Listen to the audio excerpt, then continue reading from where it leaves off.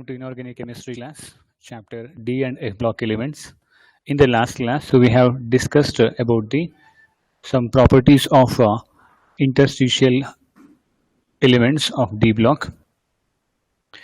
Stability was the last topic, so I'll continue from there. Next property is ionization enthalpy. Ionization enthalpy is the amount of energy required to remove an electron from the outermost shell of an isolated neutral gaseous atom. That means if we want to remove one electron from the outermost shell of an isolated neutral gaseous atom, what is the amount of energy required for that purpose is called as ionization enthalpy. Ionization enthalpy increases along the series of transition elements, that is from left to right. So when we move along any transition series, we see that ionization enthalpy increases along the series. Why? Because when we move from left to right in any period, atomic radii decreases as the effective nuclear charge increases. So if an effective nuclear charge increases, the force of attraction exerted by the nucleus on the outermost electron increases, then we require more energy in order to remove electron from the outermost shell of such element. What happens to the down the group ionization enthalpy? Down the group ionization enthalpy decreases. This is because down the group atomic number increases, the distance between nucleus and the electrons present in the outermost shell keeps on increasing. Then it becomes very easy to remove electron from the outermost shell of these elements. Hence, down the group ionization enthalpy decreases. Irregular trend in the first ionization enthalpy of 3D metals is due to irregularity in electronic configuration of 4s and 3d orbital. When we look at the first ionization enthalpy value of a 3d series of elements, there we see irregularity in the ionization enthalpy. First ionization enthalpy means the amount of energy required to remove first electron from the outermost shell of an atom. It is called as first ionization enthalpy. So if you look at the first ionization enthalpy of 3D transition series of elements, we see irregular trend can be observed, and this is due to irregularity in the electronic configuration of 4s and 3d orbital. If you remember in previous class, we have discussed about the electronic configurations of chromium and copper. So they are not going to follow the APA principle. So there is a clear violation, and there was a transfer of one electron from 4s orbital to the 3d orbital in order to obtain stability. So since there is irregularity in the electronic configuration, we also see irregular trend in the first ionization enthalpy. The second ionization enthalpy is always higher than the first ionization enthalpy. So just naturally I told you that first ionization enthalpy is the amount of energy required to remove first electron from the outermost shell of an atom. So then after the removal of first electron, the effective nuclear charge on the remaining electrons increases. What I mean to say, the force of attraction exerted by the nucleus on the outermost electrons increases. As a result of this, if we want to remove the second electron from the outermost shell, we need to supply more energy than the first ionization enthalpy. That is why second ionization enthalpy is always greater than first ionization enthalpy.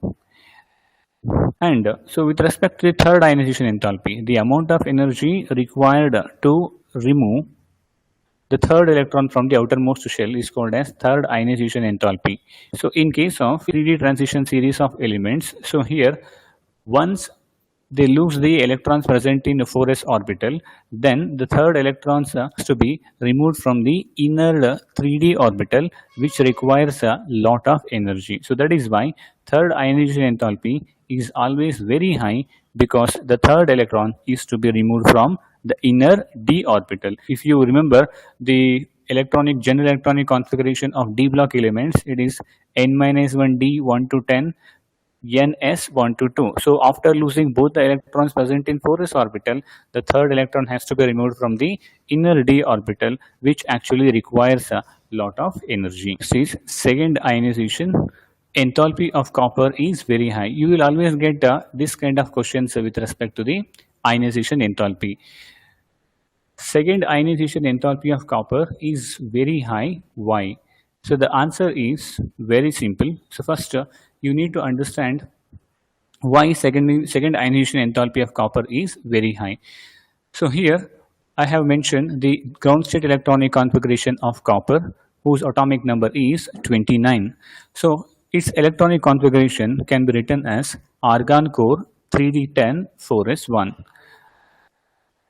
It is easy to remove an electron from 4s orbital, but the second electron is to be removed from the stable 3d10 orbital, which requires high ionization energy. Hence, second ionization enthalpy of copper is very high. See, once we remove the electron present in the 4s orbital, then the second electron has to be removed from the most stable completely filled 3d orbital.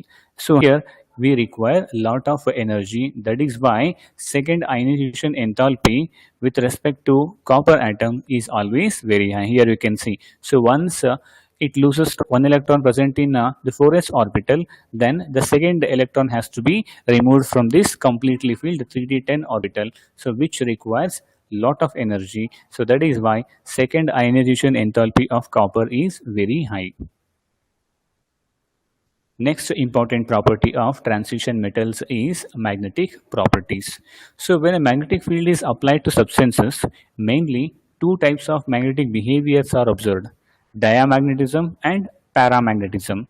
So diamagnetic substances are repelled by the magnetic field, while paramagnetic substances are attracted. So the substances which get attracted by the magnetic field are called as paramagnetic substances, and those substances which get repelled by the magnetic field are called as diamagnetic substances.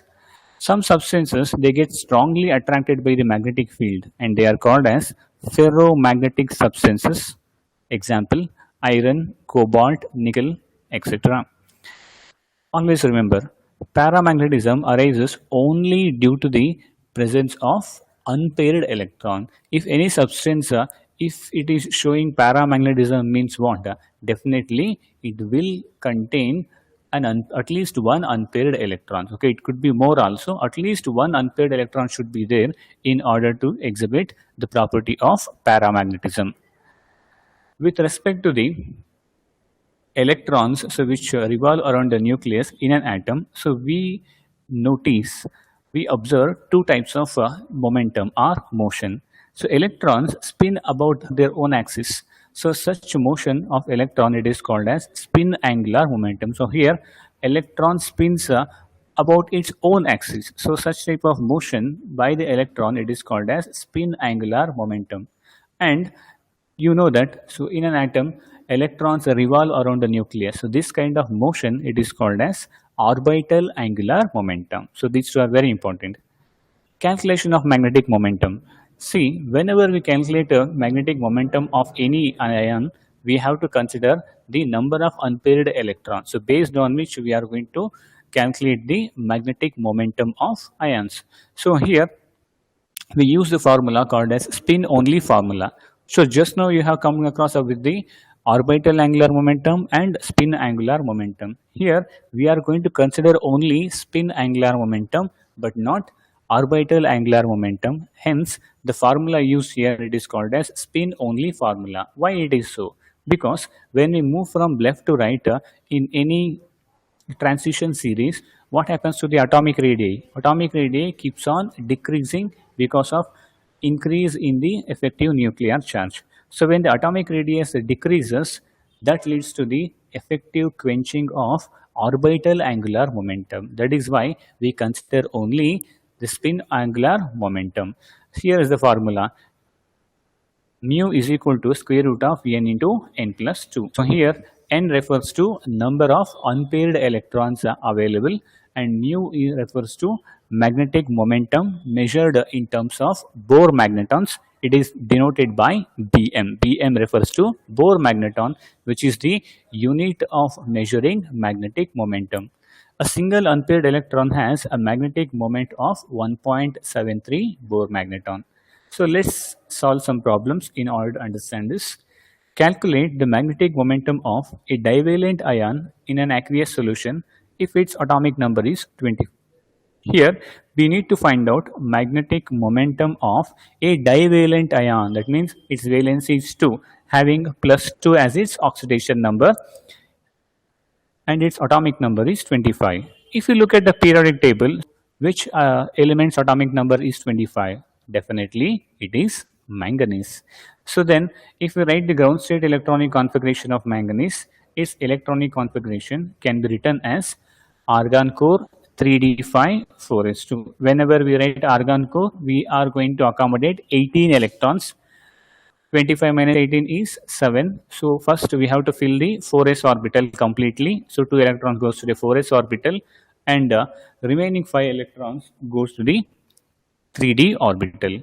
Here we have to find out the magnetic momentum of not Mn atom, Mn2 plus. So when Mn atom becomes divalent, that is Mn2 plus, then the electronic configuration is given by argon core 3d5 4s0, because it has lost 2 electrons present in the 4s orbital. Hence the electronic configuration becomes argon core 3d5 4s0. Now in the 3d orbital we have 5 electrons. These are the 5 degenerated d orbitals. So this can be represented as d xy, d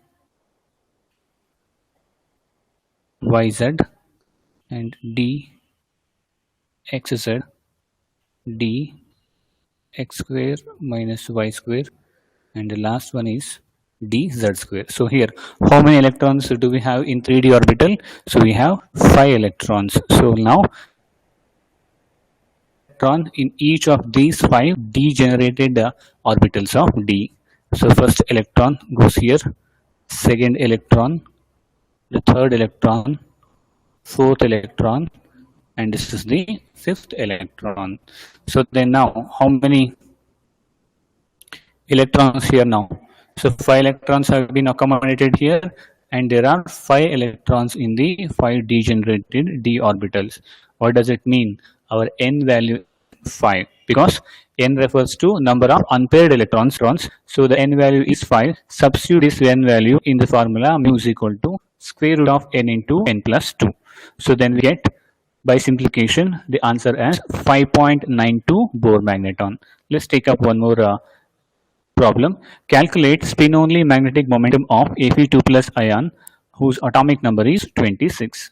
So first we have to write the ground state electronic configuration of iron whose atomic number is 26.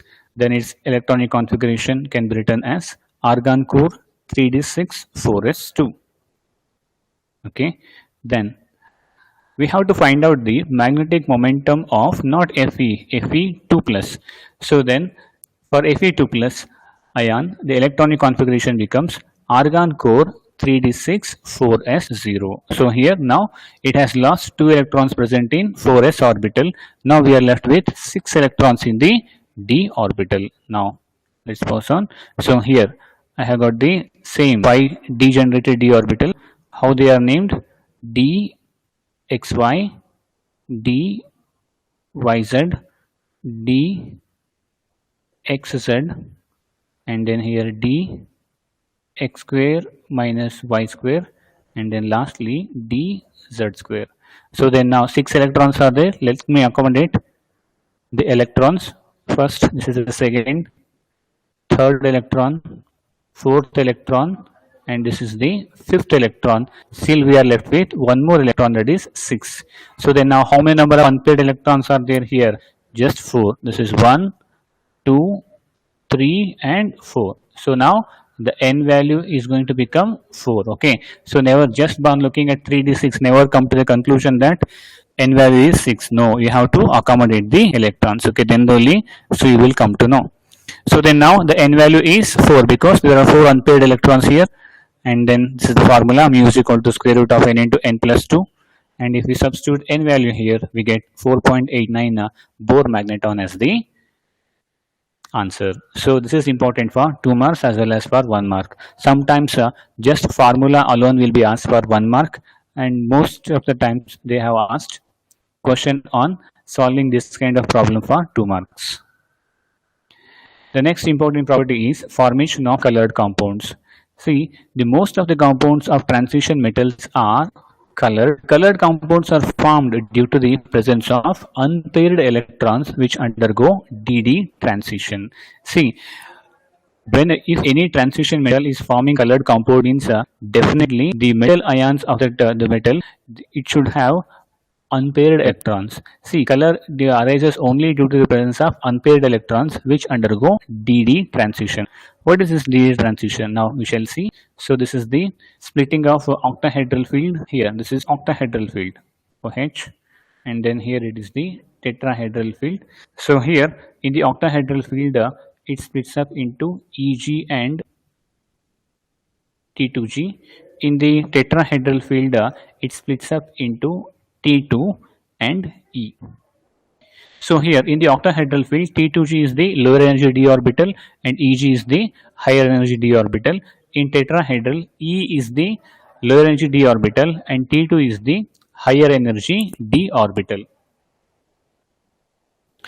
Then now here when d orbital splits up into two energy levels, suppose if it contains an unpaired electron, so that an unpaired electron will be transferred to the higher energy d orbital. So this is actually called as DD transition, excitation of electron from lower energy d orbital to the higher energy d orbital. So this kind of the excitation of electron, it is called as DD transition. It happens only when there is a presence of unpaired electron. So transition metals, they generally absorb a portion of visible light for the excitation of electron from a lower energy d orbital to a higher energy d orbital, and thus compounds are colored. See, so when visible light is made to pass through the transition metal compounds, so then during which they absorb a small portion of visible light. Visible light is comprised of many colors, just like rainbow colors if you remember.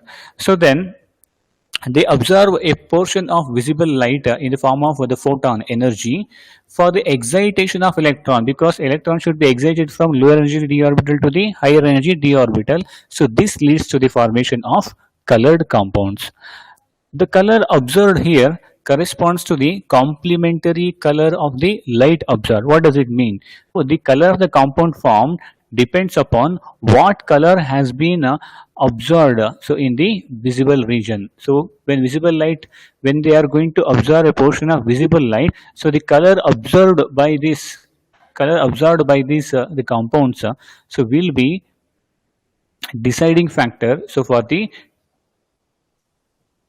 the color of the compound which is formed here. So that is why we say the color observed corresponds to the complementary color of the light. So that means, so visible light has all the colors of the rainbow. Okay, so when they are going to observe a small portion of it, which color has been observed, that color will be the compound which is formed its color.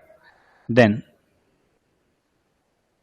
the frequency of light observed depends on the nature of the ligand, nature of the metal, and the geometry of the complex. See, so when they are going to observe energy, in the visible light region, they are going to observe in certain frequency, right? That frequency of light observed depends upon the nature of the ligand. Okay, so here the nature of the ligand in the sense means, so ligand is like it may be ion or any group of the atoms which are actually attached to the central metal. Suppose if this is going to be Fe, just a minute, I'm going to select the other color.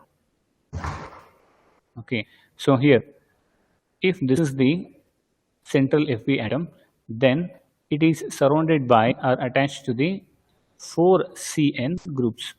Okay, so here Fe is the central metal atom, whereas all the 4 cyanide groups which are attached here, they are called as the ligands. They are called as ligands, which may be either a group or ion which is directly attached to the central metal atom. So its nature also plays a very important role in deciding the frequency of light observed, because the nature of the ligand, the nature of the metal, and also geometry, whether it is octahedral or tetrahedral geometry of the complex. So all these three, they are going to be the factors on which the frequency of light absorbed depends. So here, so I have mentioned some examples of the compounds which are formed. So in the form of the complexes having different colors.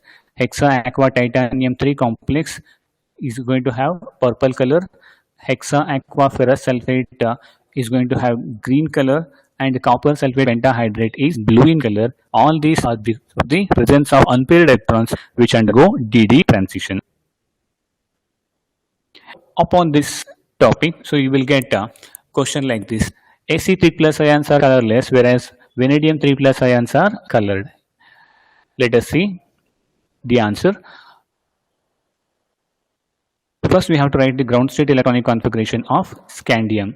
So, whose atomic number is 21. Then, its electronic configuration can be written as argon core 3d1 4s2. For Ac3 plus ions, so losing all the 3 electrons present in the outermost shell, its electronic configuration is going to be argon core 3d0 4s0. Both in 3d and 4s orbital, no electrons at all. So ground state electronic configuration for vanadium is given by argon core 3d3 4s2. When vanadium becomes vanadium 3 plus, that means losing 3 electrons from its outermost shell, it will have 2 electrons in its 3d orbital.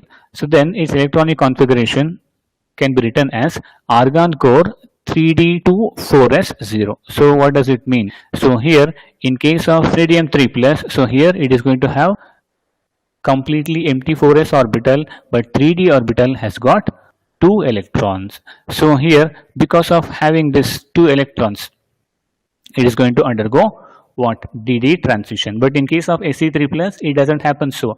Ac3 plus ions do not contain any unpaired electrons. DD transition does not take place, hence they are colorless. Whereas in case of vanadium 3 plus ions, they have 2 unpaired electrons, hence they undergo DD transition. Therefore, vanadium 3 plus ions are colored in nature. Complex formation. Transition metals form a large number of complexes. This is due to their smaller size, high ionic charge, and having vacant d orbital for bond formation. So these are the 3 reasons why transition metals form a large number of complexes. Here are some examples actually I have mentioned. Hexa aqua titanium 3 complex, hexa aqua ferrous sulfate complex, then copper pentahydrate. All these are examples for complexes formed by the transition metals. Next very important aspect is catalytic property. Transition metals are very good catalytic agents. That means, so they can be used as catalysts in various reactions. Then what are the possible reasons for this? Ability to adopt variable oxidation states. See, after losing electrons present in 4s orbital, so these transition metals can lose further electrons from inner 3d orbital. So because of this, not only they can increase their valency, but also they can increase oxidation states. So this property is one of the reasons why transition metals can be used as catalysts in various reactions. The second reason is the presence of vacant or partially filled d orbital. So this is also very helpful in the formation of the bonds. That is why they can be used as catalyst. The last reason is they have a tendency to form complex compounds. Already we have discussed about this. So transition metals, they form a number of complexes. This is also one of the reasons why they are widely used as catalysts in various chemical reactions. Next is formation of interstitial compounds. If you look at these pictures, so what you can see, it is nothing but the array of the atoms in a repetitive manner, which is called as crystal lattice. So here, between the atoms there is a gap. Such gaps are called as interstitial voids. Transition metals, they have a unique property of trapping the small atoms like hydrogen, carbon, nitrogen, etc. in these interstitial voids of the crystal lattice. Such compounds formed by this the process they are called as interstitial compounds. For example, titanium carbide, iron hydride, manganese nitride. So these are the examples for the interstitial compounds. So where transition elements they are going to trap hydrogen, carbon, nitrogen in their interstitial voids to form interstitial compounds. Then what are the characters of these interstitial compounds? They possess four important characters. They have high melting point. They are very hard in nature. They are chemically inert, and lastly, they retain metallic conductivity. So even after trapping the small atoms in their interstitial voids, they retain their metallic conductivity. So here in this topic, so you will be getting a 2 marks question like what are interstitial compounds? Give an example. So you need to write the definition with an example. Next important the topic is alloy formation. A blend of metal is called as an alloy. So when we mix two or more metals together, we are going to get alloy. So which is obtained by mixing two metals form a large number of the alloys. This is because of their similar radii. So when we discussed about the Lanthanide contraction, so we have studied that the atomic radii of second and third transition series elements are virtually the same. So because of the property of having similar radii, it is possible to produce alloys from them. So alloys which are formed by this process are very hard and they have very high melting points. Here are some of the examples for alloys formed by the transition metals. So brass is formed by mixing copper with zinc, bronze is formed by mixing copper with tin, and steel is an alloy of iron with manganese, nickel, chromium, molybdenum, etc. So that's it for today. So we shall meet in the next class. Thank you.